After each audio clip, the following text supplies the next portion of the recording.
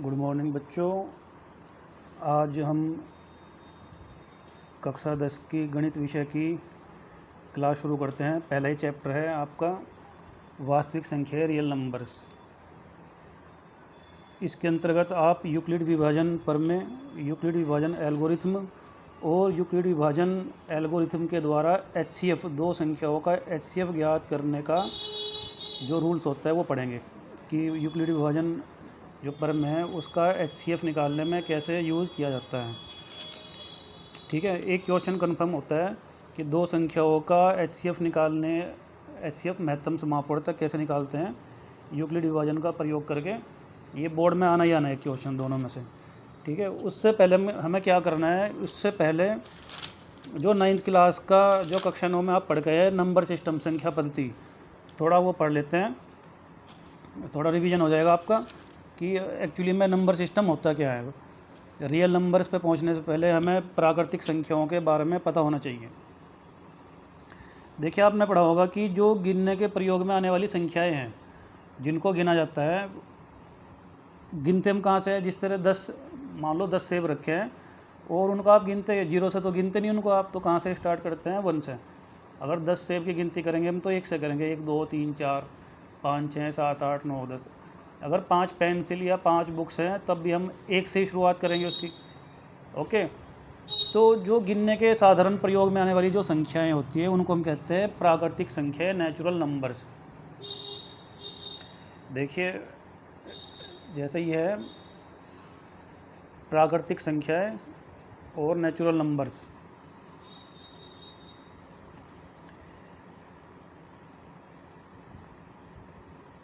सभी प्राकृतिक संख्याओं के समूह को प्रतीक n से प्रदर्शित किया जाता है। नेचुरल नंबर्स को कहीं से प्रदर्शित करते हैं हम n से, कैपिटल N। n क्या है, जो नेचुरल्स नंबर में नेचुरल का जो पहला अक्षर है n, उससे प्रदर्शित किया जाता है उसको। और स्टार्ट कहाँ से होती है, शुरू कहाँ से होती है, वो 1 से। ये देखिए, शुरू 1 से होती है, नेचुरल नंबर कहाँ शुरू हो रहा है, 1 से। उसके बाद ये ख़त्म कहाँ पर हो रही है, देखिए नए प्राकृतिक संख्या हमेशा 1 से शुरू होते हैं, लेकिन वो समाप्त कहाँ पे हो रही है, इस तरह की हमारे पास कोई डिटेल नहीं है। मतलब इनफाइनाइट होती है, अनंत। अगर आप कहते हैं कि सर अनंत में, अनंत मतलब 1 लाख है तो हम 1 लाख में एक और जोड़ देंगे, 1 लाख एक बन जाएगा। 1 करोड़ है तो 1 करोड़ में एक और जोड़ देंगे। 1 अरब है तो 1 अरब में एक और जोड़ देंगे, उससे अगली संख्या मिल जाएगी। हमें अनुमान लगाना बहुत कठिन है कि अंतिम संख्या क्या होगी।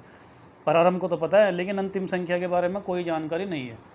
ठीक है, इस वजह से सभी प्राकृतिक संख्याएं जो है वो 1 से स्टार्ट होती है और अंतिम कौन सी है उसके बारे में कोई जानकारी नहीं है। तो अंतिम को हम क्या लिखते हैं, हमेशा अनंत। ठीक है, उसके लिए हम क्या लगाते हैं यहाँ पे, ये देखिए यहाँ पे क्या लगाया जाता है, ये डॉट डॉट। ठीक है, ये रहा 100 के बाद क्या लगा यहाँ पे, डॉट, ये रहा। और स्टार्ट कहाँ से होती है, 1 से। तो प्राकृतिक संख्या, अगर देखिए आगे कंपटीशन के जो क्वेश्चन होते हैं उसमें भी आ जाता है कि प्राकृतिक संख्याएं कहाँ से शुरू होती हैं। कंपटीशन में भी 10th क्लास का ही पढ़ना पड़ता है। ठीक है, इस वजह से अभी से क्लियर करके चलो। तो प्राकृतिक संख्या जब भी आपसे पूछा जाए तो हमेशा 1 से शुरू होती हैं और अनंत तक होती हैं। उसके बाद आती हैं होल नंबर्स, पूर्ण संख्याएँ। पूर्ण संख्याएँ कहाँ से शुरू होती हैं, देखिए अगर प्राकृतिक संख्याओं से पहले 0 को भी सम्मिलित कर लिया जाए, प्राकृतिक संख्याएँ उससे पहले 0 को सम्मिलित कर लिया जाए तो जो संख्याएं हमें प्राप्त होंगी वो क्या कहलाएंगी। ये देखिए, जो संख्याएं हमें प्राप्त होंगी उनको हम क्या कहेंगे, होल नंबर्स, पूर्ण संख्याएं। और कहाँ से शुरू होती हैं, वो 0 से, ये रहा। और होल नंबर्स में होल का WHOLE, होल, और उसका जो पहला अक्षर है W, उसको ले लिया गया है, वो क्या कहलाता है भाई, आपका होल नंबर्स। और हिंदी में क्या कहते हैं उसको, पूर्ण संख्याएँ। अच्छा, यहाँ पर आपको 2 बातें पता चलेगी। प्राकृतिक संख्या कहाँ से शुरू होती है, हमेशा 1 से शुरू होती है। और पूर्ण संख्याएं कौन सी होंगी, जो अगर प्राकृतिक संख्याओं में 0 को भी सम्मिलित कर लिया जाए। 0 को कब, कहाँ पे सम्मिलित करोगे, सबसे पहले, 1 से पहले, तो आपके क्या कहलाएंगी, पूर्ण संख्याएं। तो 1 से शुरू होने वाली प्राकृतिक संख्याएं और 0 से शुरू होने वाली पूर्ण संख्याएं। अब देखो, इसमें हमने सिर्फ 0 ऐड किया है तो उसका अंतिम संख्या क्या होगी, अंतिम संख्या के बारे में इसमें भी नहीं पता है हमें। ठीक है, तो इसका भी अंतिम संख्या क्या होती है, अनंत। 100 के बाद 1000, फिर लाख, करोड़, अरब, इस तरह चलती रहेंगी। ठीक है, बस इसको ये ध्यान रखना होता है। प्राकृतिक संख्या 1 से शुरू होती है, अनंत तक होती है और n से प्रदर्शित करते हैं, क्योंकि इसको नेचुरल नंबर कहते हैं इंग्लिश में। ऐसे ही जो पूर्ण संख्याएं होती हैं जीरो से शुरू होती है, अनंत तक होती है, और होल नंबर इंग्लिश में कहते हैं उसको, W से उसको प्रदर्शित करते हैं। देखिए, सबसे इम्पोर्टेंट टॉपिक आपका परिमेय संख्या है, रेशनल नंबर। बस ये सबसे इम्पोर्टेंट टॉपिक है 10th क्लास में। ये पहले चैप्टर परिमेय और अपरिमेय, रेशनल और इरेशनल नंबर, सबसे इम्पोर्टेंट चैप्टर है। एक क्वेश्चन 3 नंबर का या 5 नंबर का जरूर आता है, ठीक है, इसको तैयार करना ही करना है आपको। परिमेय संख्या क्या होती है? जिन संख्याओं को P/Q के रूप में लिखा जाता है। देखिए, ये जिस संख्याओं का आप क्या कर सकते हैं, P/Q के रूप में लिख सकते हैं। P/Q मतलब अंश बटे हर, जिनको भी अंश बटे हर के रूप में लिखा जा सकता है उसको हम क्या कहते हैं? परिमेय संख्या है। देखिए, इसके बारे में 2 चीज़ें जानना बहुत ज़रूरी है। बुक्स में या कुछ जगह आपको सिर्फ एक ही चीज़ जानने को मिलती है कि जिसको भी हमने P/Q के रूप में लिख दिया वो क्या होता है? परिमेय संख्या है। और कंडीशन क्या लगा दी कि हर जो Q है उसका मान नॉट इक्वल टू 0, उसका मान 0 नहीं होना चाहिए, ठीक है। Where Q not equal to 0 वो क्या कहलाती है? परिमेय संख्या। ये ना, अंश भले ही 0 हो सकता है लेकिन हर 0 नहीं हो सकता, ठीक, वो क्या कहलाती है? परिमेय संख्या है। जितनी भी संख्या है आप उसको अगर P/Q के रूप में लिख सकते हैं तो वो सब क्या होगी? परिमेय संख्या है। अच्छा, आप एक बात बता दीजिए, जितने भी प्राकृतिक संख्याएं हैं वो सब क्या कहलाएंगी? जितनी भी प्राकृतिक संख्याएं हैं सभी को हम क्या लिख सकते हैं? जैसे 1 2 3 है, सबके बटे में 1 तो लिख ही सकते हैं हम। जब 1 बटे, जैसे 1 है, 1 के बटे क्या लिख सकते हैं हम? 1। 2 है, 2 के बटे हम क्या लिख सकते हैं? 1। तो जितनी भी संख्या है 1/1, 2/1, 3/1 तो P/Q के रूप में लिखा जा सकता है। और जो नीचे वाली संख्या है Q का मान नॉट इक्वल टू 0, 0 भी नहीं है। तो याद रखिए, जितने भी प्राकृतिक संख्या है उनको हम क्या लिख सकते हैं? परिमेय संख्या के रूप में लिखा जा सकता है, ठीक है। उसके बाद दूसरी सबसे बड़ी कंडीशन है जो आपको अभी काम आएगी। वो वाली कंडीशन कौन सी है? परिमेय संख्याएं जिस तरह आपका यह है 2/3, 4/5, 2/3 है, 4/5 है, 9/19 है, 2018/2019। इसमें कहीं भी अंश और हर का एक के अतिरिक्त, मतलब 1 के अतिरिक्त कोई भी उभयनिष्ठ गुणनखंड, कॉमन फैक्टर नहीं है, ठीक है। तो P/Q होना तो ज़रूरी है ही है, लेकिन अंश और हर का कोई भी कॉमन फैक्टर 1 से अधिक नहीं होना चाहिए। जैसे 2/4, अब ये 2/4 में क्या होगा? 2 और 4 इनका कॉमन फैक्टर 1 तो है ही है, 1 से कट रही है ऊपर नीचे, लेकिन ये दोनों 2 से भी कट रही हैं। 2 ऊपर वाला 2 से कट रहा है, नीचे वाला 4 2 से कट रहा है। कॉमन फैक्टर क्या हो गया? 1 के अलावा 2 भी हो गया, ठीक है। जैसे एक और संख्या लो, 25/50, ठीक है। अब ये इनका जो कॉमन फैक्टर है वो 1 भी है, 1 से कट रही है। उसके बाद इनका कॉमन फैक्टर 5 भी है, 5 से कट रहे हैं ऊपर नीचे दोनों। इनका कॉमन फैक्टर 25 भी है, तो 1 से ज़्यादा है। लेकिन होना, यही सबसे बड़ी कंडीशन है जो आपके काम आएगी, ये भी अपरिमेय संख्याओं को सिद्ध करने के लिए, ठीक। अगर आपने इस पर पकड़ बना ली अपनी, तो अपरिमेय संख्याओं का 3 नंबर का और 5 नंबर का क्वेश्चन आपका आराम से हो जाएगा। परिमेय संख्याओं की कंडीशन क्या होती है? P/Q के रूप में लिख सकते हैं। Q का मान 0 नहीं होना चाहिए, ठीक, लेकिन उनका जो कॉमन फैक्टर है, मतलब P/Q अपने सरलतम रूप में होनी चाहिए, उनका कॉमन फैक्टर 1 होना चाहिए, ओनली नंबर 1, ठीक है। 1 से अधिक उभयनिष्ठ गुणनखंड नहीं होने चाहिए। जैसे इसमें 2 और 4 में उनका कॉमन फैक्टर क्या हो गया? 2। 25 और 50 में कॉमन फैक्टर क्या हो गया? 1 भी है, 5 भी है, 25 भी है। तो ये क्या होगा आपका? ये परिमेय संख्या नहीं है, इनको परिमेय संख्या बनाना पड़ेगा। बनाएंगे कब? जब उसको हम सरलतम रूप में लिखेंगे, ठीक है। अब देखिए, 2/4 है तो उसको हमने काट दिया, 2 ही कम 2, 2 दूनी 4, तो कितना आ गया? 1/2। अब देखिए 1/2 क्या है? P/Q के रूप में। Q का मान 0 भी नहीं है, और P/Q के रूप में Q का मान 0 भी नहीं है, और उनका जो कॉमन फैक्टर है, अब क्या बचा है? ओनली 1। 1 का मतलब जो संख्या 1 है, 1 से ही कट सकते हैं ऊपर नीचे की, 1 से अधिक। जैसे 25/50 है, 25 ही कम 25, 25 दूनी 50, तो बराबर क्या आ गया? 1/2। तो 1/2 को अगर आप ध्यान से देखो, तो इसका भी कॉमन फैक्टर 1 ही है, 1 से ऊपर नीचे कट रहा है। P/Q के रूप में भी है और इनका जो कॉमन फैक्टर है वो 1 है और Q का मान 0 भी नहीं है। Q का मान कितना है 2। तो इन्हीं चीज़ों पे ध्यान देना है। यहाँ पे प्राकृतिक संख्या है 1 से शुरू होती है अनंत तक। जो होल नंबर्स हैं पूर्ण संख्याएं वो 0 से शुरू होती है अनंत तक। प्राकृतिक संख्याओं का n से रिप्रेजेंट करते हैं, पूर्ण संख्याओं को w से रिप्रेजेंट करते हैं, ठीक है। और परिमेय संख्याओं को हम कैसे रिप्रेजेंट करते हैं, रैशनल नंबर P/Q से। अब बात आई पूर्णांक। पूर्णांक क्या होते हैं? देखिए जितनी भी पूर्ण संख्याएं हमारी, अगर पूर्ण संख्याओं से पहले जितनी भी ऋणात्मक संख्याएं हैं, जितनी भी ऋणात्मक और जितनी भी धनात्मक और मिडिल में क्या आएगा 0, उन सबको ले लिया जाए तो क्या बन जाती हैं आपकी पूर्ण संख्याएं। उनको इंग्लिश में क्या कहते हैं, इंटीजर्स, और कहीं से रिप्रेजेंट करते हैं आई से। ये देखिए आई से रिप्रेजेंट किया। मिडिल में क्या है आपका 0, 0 से राइट साइड की, ये वाली राइट साइड की सब क्या होंगी पॉजिटिव, कहाँ तक, इनफाइनाइट तक, अनंत तक। और 0 से लेफ़्ट साइड की ये सब क्या होंगी निगेटिव नंबर्स, -1 -2 -3 -4, कहाँ तक, ये भी इनफाइनाइट तक है। वो पॉजिटिव प्लस इनफाइनाइट तक है, ये माइनस इनफाइनाइट तक है, बीच में 0 है। तो जितनी भी माइनस वाली, जितनी प्लस वाली और 0 साथ में होना चाहिए, वो सब क्या कहलाते हैं आपके इंटीजर्स कहलाते हैं। पूर्णांक कहते हैं हिंदी में इसको, और कहीं से रिप्रेजेंट करते हैं इसको आई से, ठीक है। अब देखिए आपका कक्षा 10 का पहला चैप्टर है वास्तविक संख्याएं, रियल नंबर्स।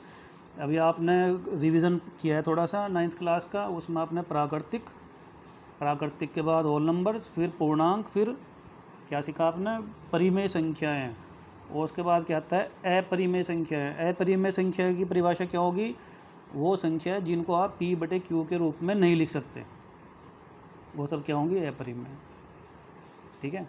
जिनको P/Q के रूप में लिख सकते हैं परिमेय, जिनको P/Q के रूप में नहीं लिख सकते वो क्या होगी अपरिमेय, ठीक है। अब बात आती है रियल नंबर्स की। देखिए वो संख्याएं जो सभी परिमेय और सभी अपरिमेय संख्याओं से मिलकर बनी होती है। वास्तविक संख्या क्या होती है, सभी परिमेय,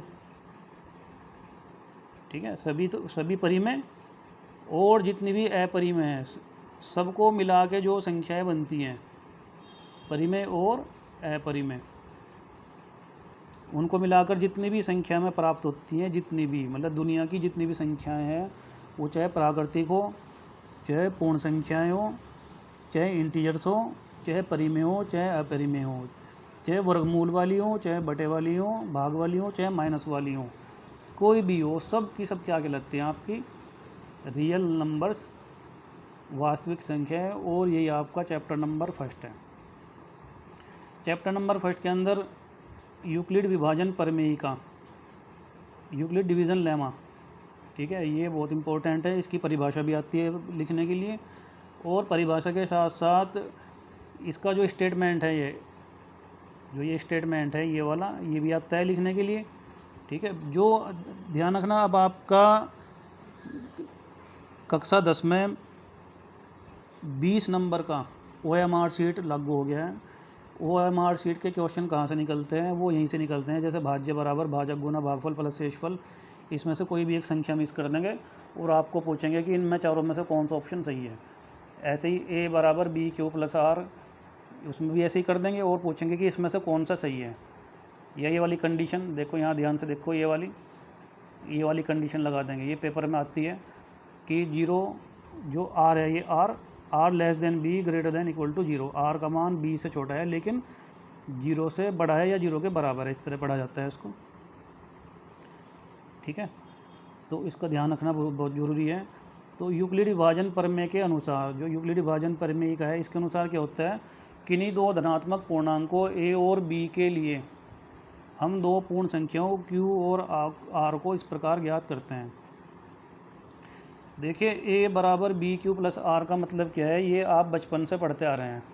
मान लो कोई भी दो संख्या है 5 और 27, अगर आप 5 से भाग दें 27 को, ठीक है, तो क्या आएगा, 5 पंजे 25, ठीक है, और नीचे क्या बचेगा 2, देखिए जो 27 को आपने भाग दिया वो क्या हो गया, भाज्य। 5 से भाग दिया वो क्या हो गया, भाजक। इधर वाला 5 क्या होगा, भागफल। और नीचे क्या होगा, शेषफल। आपके पास सिर्फ दो संख्याएं थी, 5 और 27, लेकिन दो और आ गई, एक तो भागफल आ गया, एक शेषफल आ गया। ठीक है, संख्या तो दो थी लेकिन दो एक्स्ट्रा और आ गई। तो जो यूक्लिड हुए उनका ये कहना है कि किन्हीं भी दो धनात्मक पूर्णांक ए और बी के अतिरिक्त दो पूर्णांक क्यू और आर और उपस्थित होते हैं। और वो किस रूप में उपस्थित होते हैं, वो उपस्थित होते हैं ए बराबर बी क्यू प्लस आर के रूप में।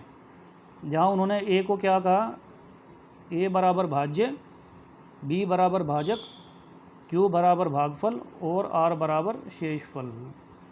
ठीक, बहुत इम्पोर्टेंट आपका टॉपिक चल रहा है ये फॉर्मूला, वेरी इंपॉर्टेंट, आगे कंपटीशन में भी काम आता है। इसी से ही आपके यूक्लिड विभाजन थ्योरम से जो आप HCF निकाल लेंगे वो भी इसी से ही चलेगा। ठीक है, तो यूक्लिड विभाजन प्रमेय क्या होती है कि कोई भी दो धनात्मक पूर्णांक हैं, कोई भी दो धनात्मक पूर्णांक ए और बी के अतिरिक्त दो धनात्मक पूर्णांक और होते हैं। कौन कौन से, क्यू और आर।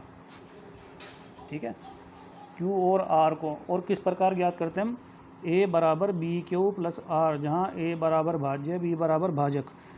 देखो जिससे भाग देते हैं हम, जिससे भाग देते हैं उसको हम भाजक कहते हैं, और जिसको भाग दिया जाता है उसको हम क्या कहते हैं, भाज्य। ठीक है, और भाग करने के बाद जो आता है उसको भागफल कहते हैं, और जो नीचे शेष बचता है उसको हम क्या कहते हैं, शेषफल।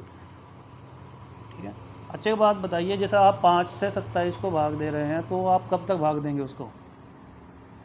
5 से आपने 27 को भाग दिया तो आप उसको भाग कब तक देंगे, ये देखिए 5, 27, 5 पंजे 25 और 2।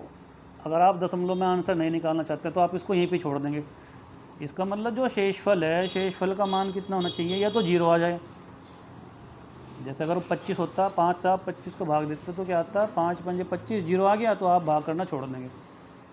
ऐसे ही नीचे शेषफल कितना है, 2, वो 5 से कम है तब भी आपने भाग देना छोड़ दिया। तो अगर शेषफल का मान या तो 0 हो या भाजक से छोटा हो तो हम भाग करना तभी छोड़ देंगे वहाँ पे। देखिए यहाँ पे हमने शेषफल को क्या कहा, आर। ये तो इस वजह से इस कंडीशन को याद रखना बहुत ज़रूरी है कि ए बराबर बी क्यू प्लस आर कब होगा, ये रहा, ए बराबर बी क्यू प्लस आर कब लागू होगा, ये कब होगा, जब भाजक जो शेषफल है, शेषफल का मान कितना हो जाएगा, या तो भाजक से छोटा हो, बी को कहा ना भाजक हमने, या फिर आर का मान, शेषफल का मान कितना हो जाए, या तो 0 हो जाए या 0 से बड़ा लेकिन भाजक से छोटा। ठीक है, तो इस कंडीशन को पक्का याद रखना, ए बराबर बी क्यू प्लस आर और साथ में R less than B greater than equal to 0, भाज्य बराबर भाजक गुना भागफल प्लस शेषफल। ये बहुत इंपॉर्टेंट टॉपिक है आपका।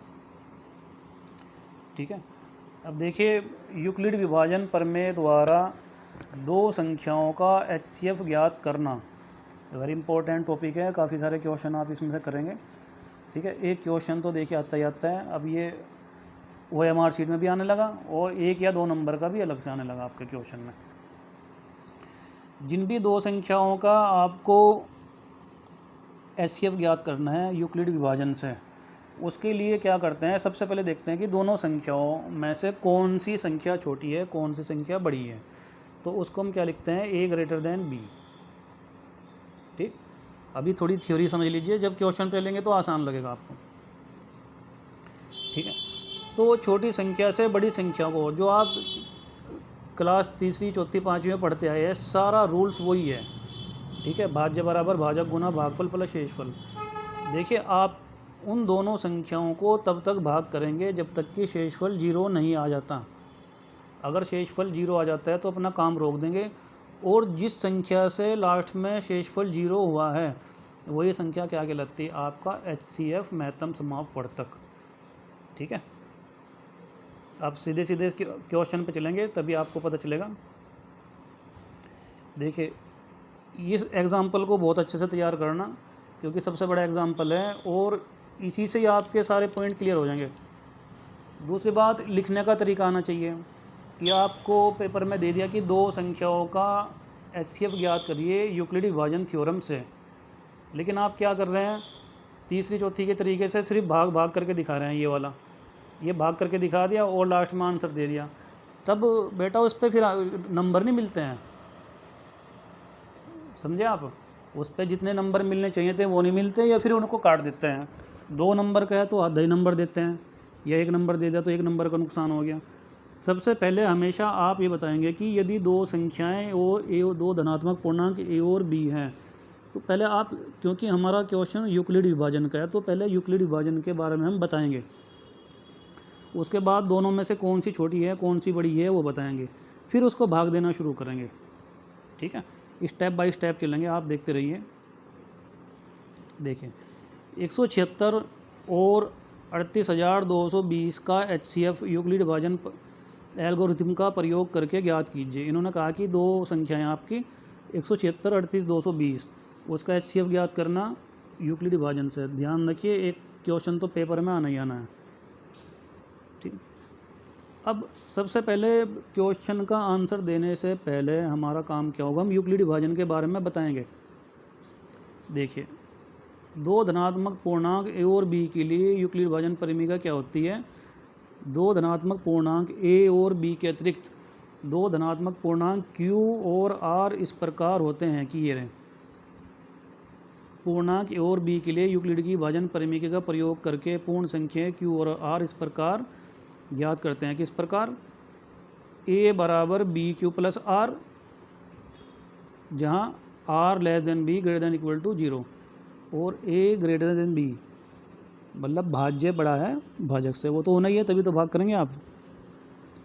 तो ये यूक्लिड विभाजन का स्टेटमेंट है, ये आपको याद करना ही करना है। ठीक है, उसके बाद आप क्या करेंगे, अब जो दोनों संख्या है, दोनों संख्या में से बड़ी संख्या कौन सी है, 38,002 भी बताएंगे कि यहाँ पर 38,220 ग्रेटर देन 176। अब आपका काम क्या होगा, जो आप बचपन से पढ़ते आए, भाग देने का तरीका ये रहा। 38,220 को भाग दीजिए 176 से, और याद रखना दशमलव में आंसर नहीं निकालना है। तो 176 जब आपने भाग दिया तो 217 बार भागफल आया और शेषफल कितना बचा, 28। तो इसी चीज़ को लिखना है कि भाज्य बराबर भागफल, भाज्य बराबर भाजक गुना भागफल प्लस शेषफल। देखिए यहाँ पे भाज्य कौन था, 38,002। अब 38,220 ग्रेटर देन 176, तो हमें भाज्य बराबर भाजक गुना भागफल प्लस शेषफल के रूप में लिखना है। तो भाज्य बराबर भाजक गुना भागफल प्लस शेषफल। ठीक है, अब ध्यान रखना, शेषफल जब तक 0 नहीं होता तब तक हमें क्या करना पड़ता है, उसको भाग करना पड़ता है। अब कौन कौन सी संख्या में लेनी है भाग करने के लिए, जो आपका भाजक था और जो आपका शेषफल था ये। तो 28 से 176 को फिर से भाग दीजिए आप। ये देखिए यहाँ पे जो शेषफल है, और ये जो भाजक है उसको फिर से लेंगे। इन दोनों संख्याओं को पकड़े रहना लास्ट तक, ये वाली। ठीक है, 28 से जब आपने भाग दिया 176 को, तो कितनी बार, 6 भागफल आया और 8 कितना आया, शेष। तो फिर से भाज्य बराबर भाजक गुना भागफल प्लस शेषफल। इस बार भाज्य कौन है, 176। देखिए इस बार भाज्य कौन था यहाँ पे, 176, ये रहा। भाज्य बराबर भाजक गुना भागफल प्लस शेषफल। अच्छा, अभी भी शेषफल शून्य नहीं है, तब इसका मतलब फिर से भाग देना पड़ेगा। इस बार भाग किस को देंगे, 8 को और 28 को लेके चलेंगे, 8 को और 28 को। ठीक है, और याद रखना स्टेप बाय स्टेप है, हम बार बार लिखते रहेंगे, क्योंकि शेषफल शून्य नहीं है, इसलिए पुनः यूक्लिड विभाजन परिमेयिका से पुनः भाग करने पर। ठीक है, आप देखिए, अब फिर से हम लेके चले इसको, 8 को और 28 को। तो 8 या 24, 4 बच गए। इस बार भाज्य कौन है, 28। तो ये रहा आपका भाज्य बराबर भाजक गुना भागफल प्लस शेषफल। तो शेषफल कौन बचा, 4। फिर से 4 क्या आया, शून्य नहीं है। जब तक शेषफल शून्य नहीं हो जाता, ये सबसे बड़ा क्वेश्चन है, इसी से आपको क्लियर हो जाएगा सारा। फिर से भाग देंगे, तो पुनः ये रहा, पुनः यूक्लिड विभाजन से। ठीक है, 4 से 28। देखिए इस बार क्या होगा, 4 को और 8 को लेके चलेंगे। ये देखिए यहाँ पे 4 को 8 लेकर 4 दूनी 8 और कितने बच गया 0, तो शेषफल 0 आ गया। तो लास्ट में क्या आता है शेषफल 0। तो भाज्य बराबर भाजक गुना भागफल प्लस शेषफल। तो अब यहाँ पे ध्यान दो HCF कितना होगा, लास्ट में भाग किसने दिया 4 ने, तो ध्यान रखना जिसने भी भाग दे के 0 किया वही क्या होगा आपका HCF। ठीक है, क्योंकि यहाँ पे शेषफल 0 है तो इस स्थिति में जो भाजक कितना होगा 4, और वो जो भाजक है लास्ट का वही क्या होगा आपका HCF होगा। तो इसकी अभी और क्वेश्चन करेंगे हम, ये लेंथी क्वेश्चन था। ठीक है, तो लाइक करना, कमेंट करके बताना कि आपको क्या समझ में आया, क्या समझ में नहीं आया, और इससे अच्छा और क्या हो सकता है, आपको कौन सा तरीका और अच्छा लगेगा पढ़ाने का। ठीक है, ओके स्टूडेंट।